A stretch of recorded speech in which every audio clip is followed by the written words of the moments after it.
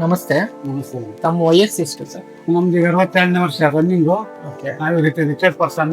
Okay, ಹಂಗಾಗಿ ನಾವು free ಇರೋದ್ರಿಂದ ಒಂದ್ ಸ್ವಲ್ಪ ಬರೋಕ್ಕೆ ಎಲ್ಲ ಅನುಕೂಲ ಆಗ್ತಾ ಇದೆ ಸರ್. ಎಲ್ಲಿಂದ ಬರ್ತಿರೋದು? ಚಿತ್ರದುರ್ಗ ಜಿಲ್ಲೆ ಹೊಸದುರ್ಗ ತಾಲೂಕು. ಏನು ಆರೋಗ್ಯ ಸಮಸ್ಯೆ ಇತ್ತು ಸರ್? ಒಂದು sugar, okay arthritis, okay, Parkinson's ಅಂತ ಪಾರ್ಕಿನ್ಸನ್ಸ್.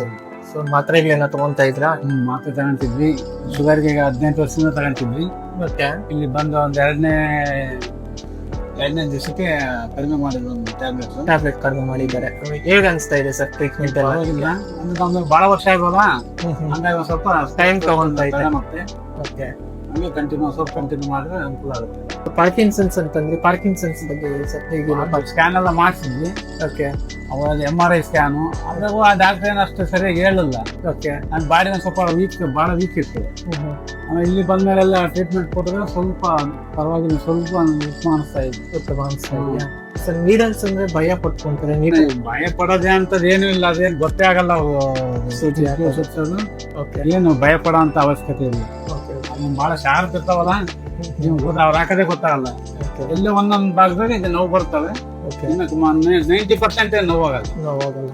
ಸೊ ಖುಷಿಯಾಗಿದ್ದೀರಾ? ಆರಾಮಾಗಿದ್ದೀವಿ. ಆರಾಮಾಗಿದ್ದೀರಾ?